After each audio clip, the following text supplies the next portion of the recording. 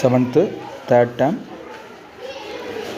Animals இன் daily life, அன்றாட வாழ்வில் விலங்குகள் பாடம். முக்கியமான கேள்விகள், முக்கியமான பகுதிகளை தான் பார்க்க போகிறோம். ஃபஸ்ட்டு கொஸ்டின், பாலில் மில்கில் என்னென்ன சத்துக்கள் இருக்குது அப்படின்னு பார்த்தா புரோட்டீன் அண்ட் கால்சியம் அப்படிங்கிறது. எங்கே இருக்குது? தமிழ் மீடியம் பக்கம் 103, இங்கிலீஷ் மீடியத்தில் பேஜ் நம்பர் 82 இருக்கும். Okay, done. அடுத்து எக்கு, முட்டையில் என்ன சத்து இருக்குது அப்படின்னு பார்த்தீங்கன்னா, மில்கில் புரோட்டீன் அண்ட் கால்சியம்னு பார்த்தோம். இங்கே புரோட்டீன் மட்டும், பட் அதில் ரொம்பவே நல்லா 6 grams of high quality protein இருக்குது. சரி தானே? Okay, done. அடுத்து முக்கியமான ஒன் வேர்டு, இதில் நிறைய விஷயங்கள் இருக்கும். ஒரு நாளைக்கு நம்ம ஒரு முட்டை தாராளமாக எடுத்துக்கலாம். சின்ன குழந்தைங்க, பெரியவங்க எல்லாருமே ஒரு நாளைக்கு ஒரு முட்டை எடுத்துக்கிறது நல்லது. ஸோ நான் சொல்கிறது இம்பார்ட்டன்ட் ஒன் வேர்ட்ஸ், அந்த பேசிஸில் சொல்கிறேன். மில்க்குனா புரோட்டீன் அண்ட் கால்சியம், எல்க்குனா புரோட்டீன் அப்படிங்கிறது. அடுத்து டூ யூ நோவில் ஹனி குறித்து சொல்லப்பட்டு இருக்கிறதுல நெக்டார், அதாவது ஹனிபீ போயிட்டு ஒரு மலரில் உட்காருது, அதில் இருக்கக்கூடிய இனிப்பு சாறை எடுக்குதுல, அதுக்கு பேர் தான் நெக்டார் அப்படிங்கிறது.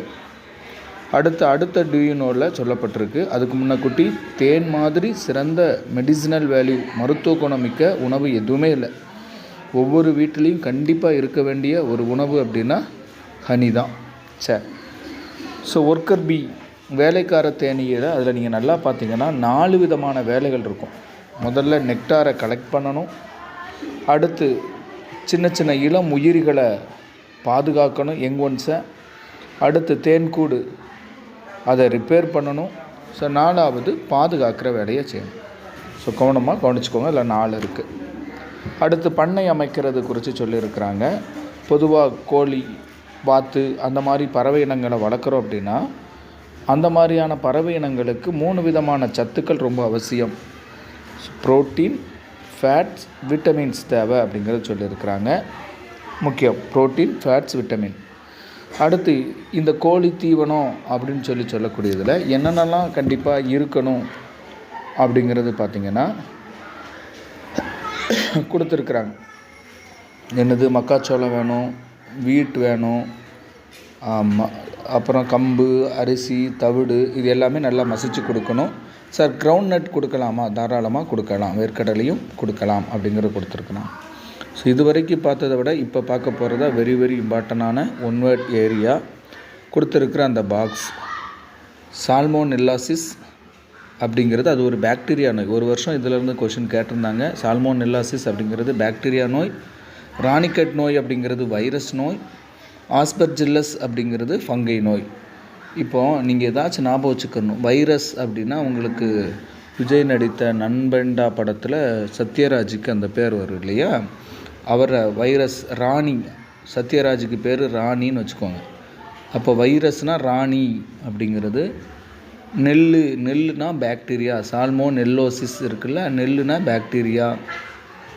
ஆஸ் ஃபங்கை, ஆஸ்பர்ஜில்லஸ் ஜில்லா படம் ஃபங்கை, ஏதாச்சும் ஒன்று ஞாபகம் வச்சுக்கோங்க.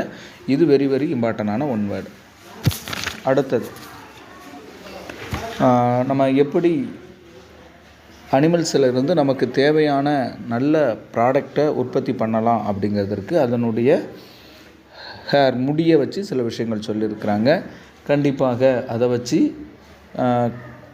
உள்ளன் கிளாத்து தயாரிக்கலாம், ஷால் தயாரிக்கலாம், பிளான்கட்ஸ் தயாரிக்கலாம், மஃப்ளர் தயாரிக்கலாம், காலில் போடக்கூடிய சாக்ஸ், இது எல்லாமே தயாரிக்கலாம் அப்படிங்கிறத சொல்லியிருக்காங்க. அடுத்து ரொம்ப முக்கியமான ஒன்று என்னென்னா, குதிரையோட முடியிலிருந்து தயாரிக்கக்கூடியது நம்ம ட்ராயிங் பண்ணி பெயிண்ட் பண்ணக்கூடிய அந்த ப்ரெஸ்ஸஸ், தூரிகைகள் செய்கிறதுக்கு குதிரையோட முடி எடுத்து பண்ணுறாங்க அப்படிங்கிறது. அடுத்து பார்த்திங்க அப்படின்னா டைப்ஸ் போக போகிறோம். அதாவது இப்போது நமக்கு நேச்சுரல் ஃபைபர்ஸ் அப்படின்னு சொல்லி பார்த்துட்டோம்னா 2ஆக பிரிக்கிறாங்க. பிளான்ட் ஃபைபர்ஸ், அனிமல் ஃபைபர்ஸ் அப்படின்னு சொல்லி.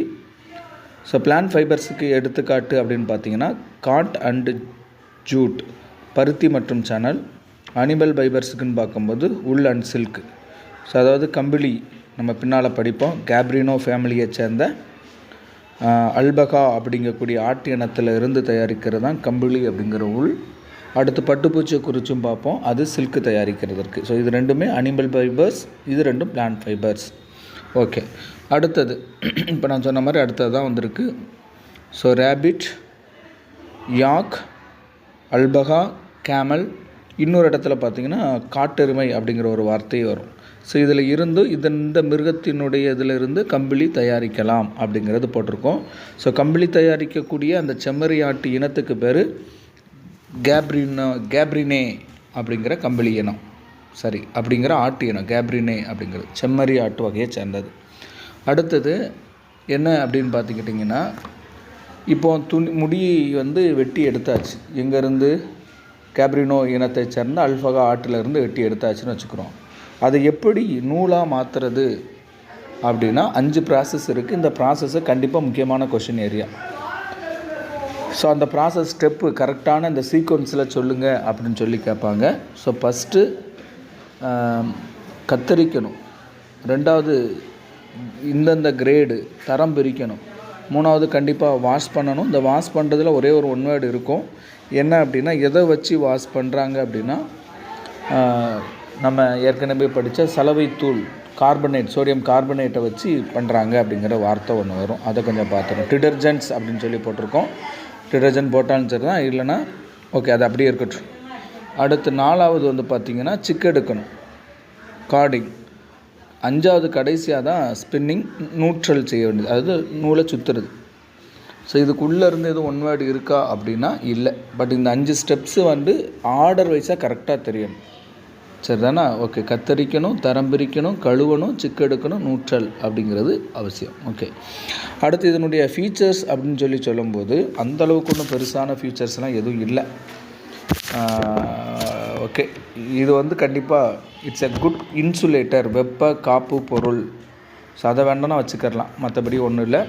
அடுத்து அதனுடைய யூசஸ்ன்னு சொல்லி சொல்லும்போது, கம்பளி துணியில் 3ல் 2 பங்கை ஸ்வெட்டர் செய்கிறதுக்கு, கம்பளி ட்ரெஸ்ஸு செய்கிறதுக்கு, கோட் செய்கிறதுக்கு, போர்வைகள் பிளாங்கெட் செய்கிறதுக்கு, அடுத்து தேட்டர் மாதிரி இருக்கக்கூடிய இடங்களில் நாய்ஸ் அப்சார்விங் கார்பெட் தயாரிக்கிறதுக்கும் இந்த மாதிரி இதெல்லாம் யூஸ் பண்ணிக்கிறாங்க. எங்கெங்கே இருக்குது அப்படிங்கிறத அண்டர்லைன் பண்ணிடுங்க. ஓகே, அடுத்து நாம் பார்க்க போகிறது சில்க்கு. சில்க்கு குறித்து சொல்லையில் ரொம்ப நிறைய விஷயங்கள் இருக்குது, கொஞ்சம் கவனமாக பார்த்துக்கோங்க. நமக்கு ஒரு இடத்துல ஒரு படம் கொடுத்து போட்டிருப்பாங்க. அந்த இடத்துல பட்டுப்பூச்சி அப்படிங்கக்கூடிய அது தன்னை விட வெயிட் இருக்கக்கூடிய 50,000 மடங்கு வெயிட் இருக்கக்கூடிய மல்பெரி இலைகளை பட்டுப்பூச்சி சாப்பிடுது. இந்த சில்க்வாம் பட்டுப்பூச்சியோட ஆயுள் காலம் எவ்வளவு அப்படின்னு பார்த்தா மொத்தத்துக்கே 2 மாதம்தான். இதனுடைய வாழ்க்கையில் எத்தனை விதமான ஸ்டேஜஸ் இருக்குது அப்படின்னு பார்த்தா 4 விதமான ஸ்டேஜஸ் தான் இருக்குது.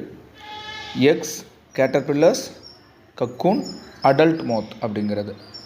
ஆமாம், ஸோ தமிழில் அப்படின்னு பார்த்தோம்னா முட்டை, கேட்டர்பில்லர் அப்படிங்கிறது லார்வா நிலை, கக்கூன் அப்படிங்கிறத கூட்டுப்புழு அப்படின்னு சொல்லலாம். ஸோ லாஸ்ட் ஸ்டேஜ் அடல்ட் மோத் அப்படிங்கிறது பட்டுப்பூச்சி அப்படிங்கிறது. ஓகே, ஸோ அவ்வளோதான். இது ரொம்பலாம் இல்லை. அடுத்து செரிகல்ச்சர், இது ரொம்ப ரொம்ப முக்கியமானது. தேனீ வளர்ப்புக்கு எபிகல்ச்சர்னு வரும். ஃபிசிக்கல்ச்சர் அப்படிங்கிறது மீன் வளர்க்குறது, அதே மாதிரி செரிகல்ச்சர் அப்படின்னா பட்டுப்பூச்சி வளர்க்குறது. ஓகே, இப்போ இதில் பார்த்திங்கன்னா ஒரு பட்டுப்பூச்சி இருக்குன்னா அது கிட்டத்தட்ட ஒரு பட்டுப்பூச்சியாக தான் ரொம்ப ஆச்சரியமாக இருக்குது. சின்னதாக தான் இருக்கும், 500 முட்டைகளை போடும். ஸோ அது 6 வாரத்தில் நல்ல குளிர்ச்சியான இடத்துல வைக்கிறோம். இப்போ நம்ம அதை இங்குபேட்டரில் வச்சு, இங்குபேட்டர் அப்படிங்கிறது வெப்பம் அதிகம் உள்ள பகுதி, ஒரு 10 நாள் வச்சு அடகாக்குறோம். பார்த்தா கேட்டர்பில்லர் லார்வாக்கள் வெளியே வருது. அது ஒரு 35 நாள் நல்ல மல்பெரி இலைகளை, நான் சொன்ன மாதிரி அதனுடைய வெயிட்லேருந்து 50,000 டைம்ஸ் 50,000 மடங்கு அதிகமாக இருக்கிற மல்பெரி இலைகளை சாப்பிடுது. அடுத்து 5 நாளில் பட்டு இலைகள் எல்லாம் உற்பத்தி ஆகிறது. பட் இது அப்படியே விட்டோம் அப்படின்னா பட்டு இலைகள் கிழிஞ்சு போயிடும். அதனால் அதை வெந்நீரில் தூக்கி போட்டு தனியாக நூல்களை தனியாக நம்ம எடுத்து என்ன செஞ்சுக்கிறலாம், க்ளீன் பண்ணி யூஸ் பண்ணிக்கிறலாம் அப்படிங்கிறது தான் இந்த ப்ராசஸ். ஸோ இதில் முக்கியமானது 500 முட்டைகள், 10 நாள் இங்குபேட்டர், 35 நாள் மல்பெரி இலைகளை சாப்பிட்றது. அடுத்த 5 நாளில் இந்த ப்ராசஸ் எல்லாம் நூல்கள் தயாரிக்கப்படுறது, உற்பத்தி ஆகிறது, தயாரிக்கப்படுறது. அடுத்த 2 மாதம்தான் வாழும் அப்படிங்கிறது. அடுத்து இதனுடைய முக்கியமான இம்பார்ட்டன்ஸ், யூசஸ் அல்லது ஃபீச்சர்ஸ் அப்படின்னு சொல்லி பார்த்தீங்கன்னா, ஸோ நேச்சுரல் ஃபைபர்லேயே ரொம்ப ஸ்ட்ராங்கானது. நேச்சுரல் ஃபைபர்லேயே ஸ்ட்ராங்கானது எது அப்படின்னா சில்க்கு தான். நம்ம ஏதோ ஒரு முந்தி உள்ள பாடங்களில் படிச்சிருப்போம். நைலான் அப்படிங்கிறது ஸ்ட்ராங்கானது, அது சிந்தட்டிக் ஃபைபர். சரியா? ஓகே. இது பார்த்திங்கன்னா it's has a poor resistance to sunlight exposure. ஆமாம், சூரிய ஒளியை ஈஸியாக கடத்தும். இன்னும் ரொம்ப ஸ்பெஷலானது அப்படின்னா it gives comfort in warm weather. அதாவது குளிர்ச்சியாக இருக்கும்போது உள்ள வெப்பத்தையும், வெப்பமான சூழ்நிலை இருக்கும்போது உள்ள குளிர்ச்சியும் தரக்கூடியது. அதை விட சூச்சர்ஸ், ஆப்ரேஷன் பண்ணக்கூடிய தேட்டரில் அந்த தையல் தைக்கக்கூடிய நூலாக ஆப்ரேஷன் தேட்டரில் சர்ஜரி பண்ணக்கூடிய சூச்சர்ஸ் பண்ணக்கூடியதில் தேவைப்படுது அப்படிங்கிறது. அடுத்து டூயினோவில் போட்டிருக்கிறாங்க. இந்தியா என்ன அப்படின்னா பட்டு தயாரிப்பில், சில்க் ப்ரொடியூசிங்கில் வேர்ல்டுலே 2வது இடத்துல இருக்குது. தமிழ்நாட்டில் இருக்கிற 3 முக்கியமான இடங்களையும் போட்டிருக்கிறாங்க. காஞ்சிபுரம், திருபுவனம், ஆரணி அப்படிங்கிறது. Okay done. அடுத்து முக்கியமானதுக்கு வரப்போகிறோம். ஹெசார்ட்ஸ் இன் சில்க் இண்டஸ்ட்ரி அப்படின்னு பார்த்தீங்கன்னா, ஸோ பட்டு தயாரிக்கிறோம், நம்ம உடுத்துகிறோம், நல்லா இருக்குது. பட் அதில் நிறையா மூட்டு வலி வரும், பேக் பெயின் வரும், விஷனரி ப்ராப்ளம், விசன், பார்வை குளறுபாடு கூட வரலாம், ஸ்கின்னில் கூட இன்ஜுரிஸ் வரலாம். அடுத்து சுவாச பிரச்சனைகள், ஆஸ்துமா வரலாம், மார்பு சளிகள் வரலாம். ஸோ இது எல்லாமே சில்க் இண்டஸ்ட்ரியில் ஏற்படக்கூடிய டீமெரிட்ஸ் அப்படின்னு கூட சொல்லலாம். ஓகே, அடுத்தது ஸோ ஹெசார்ட்ஸ் இன் உல் இண்டஸ்ட்ரீஸ், கம்பளி தயாரிக்கிற இடத்துல ஏற்படக்கூடிய பிரச்சனைகள் அப்படிங்கிறது. ஆந்த்ராக்ஸ், இதில் நிறைய விஷயங்கள் ஃபஸ்ட்டு சொல்லியிருப்பாங்க. அவங்க நிறைய கெமிக்கல்ஸ் யூஸ் பண்ணுறாங்க. ஸோ வாஷிங் பவுடர் யூஸ் பண்ணுறாங்க, அதனால் அவங்களுக்கு அலர்ஜி ஏற்படலாம், ஸ்கின்னில் நிறைய பிரச்சனைகள் வரலாம். பட் இது எல்லாத்த விட ஆந்த்ராக்ஸ் அப்படிங்கக்கூடிய பாக்டீரியாவால் ஏற்படக்கூடிய ஆந்த்ராக்ஸ் அப்படிங்கிற நோய் ஏற்படுது. அந்த நோய்க்கு காரணமான பாக்டீரியாவோட பேர் பேசிலஸ் ஆந்த்ராசிஸ். சரி, இப்போ எனக்கு ஆந்த்ராக்ஸ் வந்துருச்சு அப்படின்னா எப்படி அதற்கான ஏதாச்சும் அறிகுறிகள் இருக்கா அப்படின்னு சொல்லி பார்த்தா இருக்குது. ஸோ எப்படி நிமோனியா, அந்த வார்த்தை ரொம்ப முக்கியமானது. நிமோனியாவுக்கு என்னென்ன சிம்டம்லாம் உண்டோ அதே சிம்டம் தான் ஆந்த்ராக்ஸுக்கும் இருக்கும் அப்படிங்கிறத சொல்லியிருக்கிறாங்க. ஃபீவர் இருக்கும், ரொம்ப பயங்கரமான ஹாஃப் இருக்கும், ப்ரீத்திங்கில் ரொம்பவே கஷ்டப்படுவாங்க அப்படிங்கிறது. ஸோ வாமிட்டிங்குமே இருக்கும், டயரியா, டிசென்ட்ரியுமே இருக்கும். சரி, இதுக்கு ட்ரீட்மெண்ட் என்ன இருக்குது அப்படின்னு சொல்லி பார்த்தா பென்சிலின் ஊசி போடலாம், இல்லைன்னா